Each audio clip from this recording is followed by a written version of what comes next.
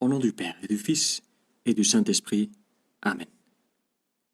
Mon Seigneur et mon Dieu, je crois de tout mon cœur que tu es ici, que tu me vois, que tu m'entends.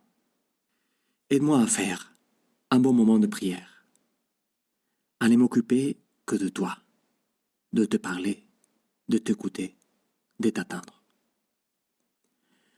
On raconte qu'une fois, les démons s'est apparu à Saint Martin sous la forme du Christ. Et Saint Martin lui a demandé tout de suite, « Où sont tes blessures ?» Oui, Saint Martin s'est rendu compte que là, il ne s'agissait pas de toi, Jésus, mais d'un Jésus fake, parce que ces soi-disant Jésus n'avait pas les plaies de ta passion. Ces blessures que tu as bien voulu conserver une fois tu es ressuscité. Eh bien, cet épisode de Saint Martin est exactement le contraire de ce qui se passe dans l'évangile d'aujourd'hui, où les gens te voient à l'œuvre en expulsant un démon. Et voici que certains disent, c'est par Belzébuth, le chef des démons, qu'il expulse les démons. Et bien voilà, ici on a le vrai Jésus qui se laisse voir sans filtre, et par contre, il y en a qui voient en lui un démon. Ils voient un démon juste là où il n'y en a pas. Juste là où il y en a un qui plutôt les expulse, qui libère les cœurs de leurs esclavages. Et toi, Jésus, tu vas essayer de les sortir de leur entêtement. On ne sait pas avec quel succès. Mais ce qu'on voit en tout cas, c'est que si jusque-là, ils n'ont pas réussi à te reconnaître, c'est parce qu'ils ne le veulent pas. C'est pas que ce Jésus soit un fake, c'est que eux sont dans le fake. Et ils tendent à déformer la réalité pour qu'elle s'adapte à leur parti pris.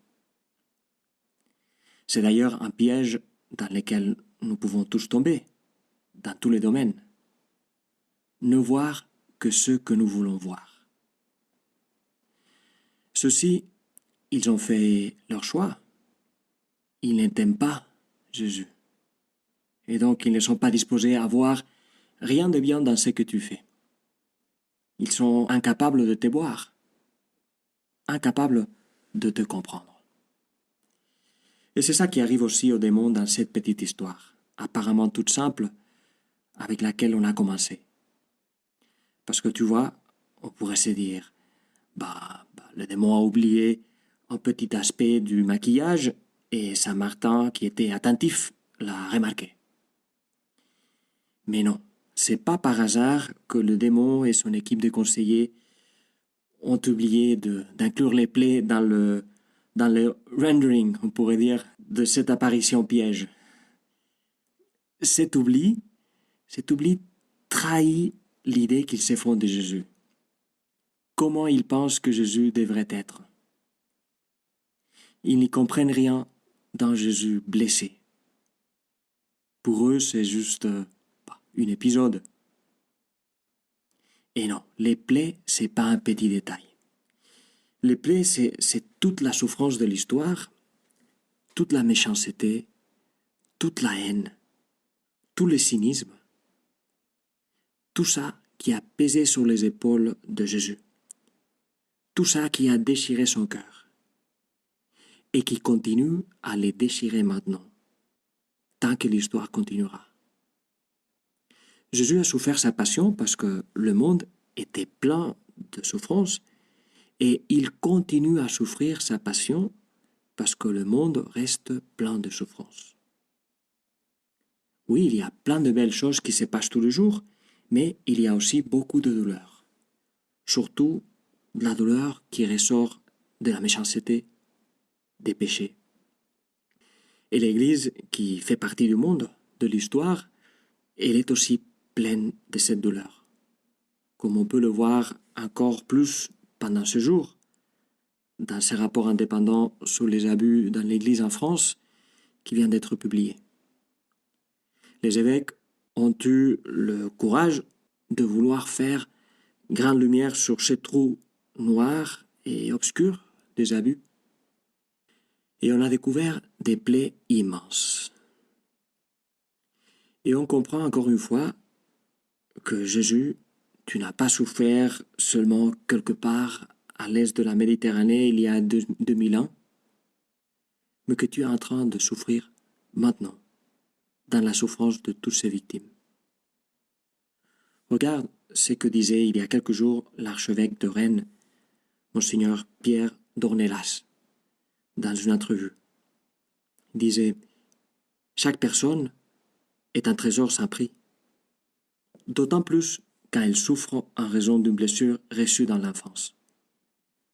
Elles sont des innocents qui nous renvoient à l'innocent crucifié, Jésus.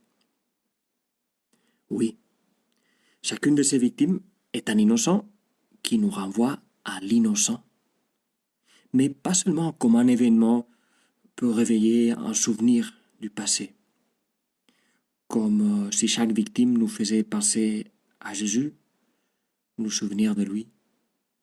Non, c'est plus profond que ça. Dans ces personnes qui souffrent, on sait que Jésus est aussi en train de souffrir. Avec elles, en elles. C'est pas une imagination, une belle façon de parler pour nous consoler, pour adoucir cette souffrance. Au contraire, voir Jésus qui souffre chez chacun nous amène à prendre encore plus au sérieux cette souffrance. Peut-être c'est là l'une des choses que Jésus répète davantage dans les évangiles. Ce que vous avez fait à chacun de ces petits, vous l'avez fait à moi. Nous voulons prier maintenant avec ces Jésus souffrants et avec tous ceux qui souffrent avec lui. Ces blessures, on ne peut pas faire comme si elles n'étaient pas là.